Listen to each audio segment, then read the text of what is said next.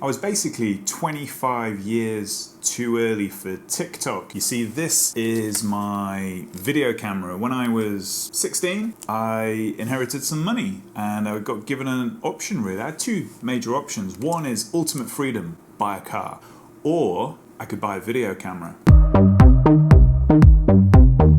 I've always wanted to be a film director and I've ended up in the corporate world. I often describe myself as a creative trapped in a corporate body. I love making films. That's what I used to do. I used to just pick up this camera and me and my mate Rich would just go out and we would just shoot some random absolute crap. I mean, literally the kind of stuff that you see on TikTok now.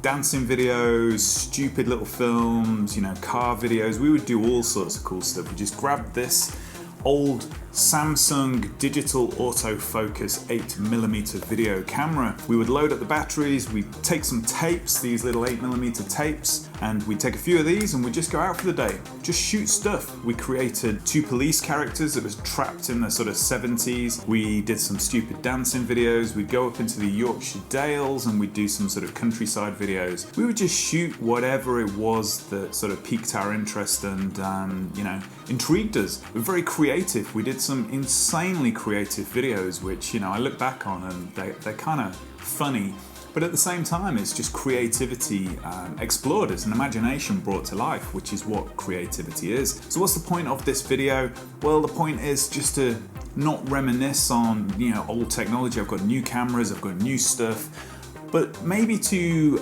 encourage you to think back about the things that you used to do as a child, as a teenager, as a young adult, and wonder whether or not those things could become meaningful hobbies as you get older.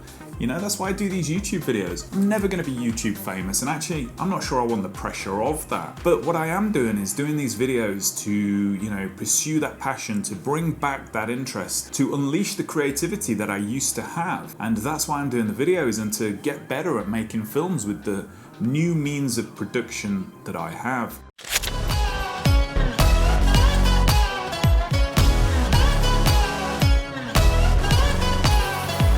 This camera sums up pretty much my entire teenage years. Shooting films, messing about, doing stupid things with my mates, and I think these can become meaningful hobbies as you get older. That's what this channel is, an exploration of my creativity and getting back into filmmaking. I think as we get trapped in the corporate world or we end up in whatever jobs we're doing, we often lose that sort of creativity that we used to have as kids, as teenagers, as young adults. Let's not lose that. Let's not lose sight of the things that make us who we are as we get stuck into the day-to-day grind of work. This, for me, is real exploration of hobbies and interests as I get older, kind of going back to what I enjoyed and trying to make that an interesting hobby, something I can get better at, something I can pursue, not for any other gains than literally the pursuit of creativity.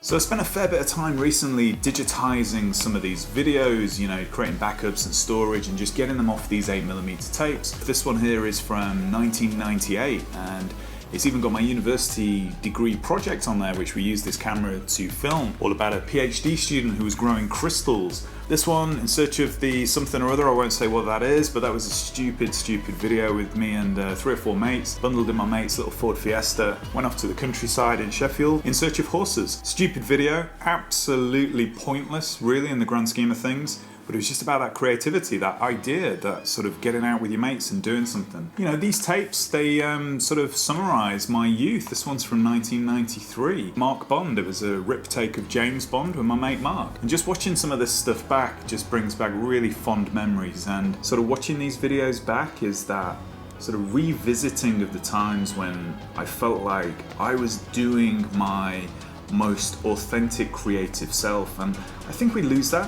when we get into the world of work. Of course we do. We can't always be our authentic self. We have to abide by the norms and some of the rules and some of the sort of cultural normalities that organizations have.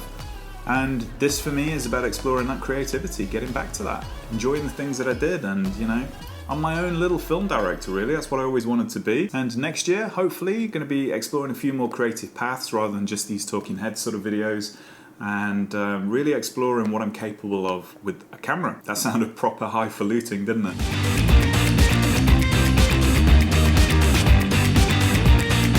This is a test of whether this even works. The eject mechanism works, but the play mechanism does not. Sad times. Oh well. Used to edit on this.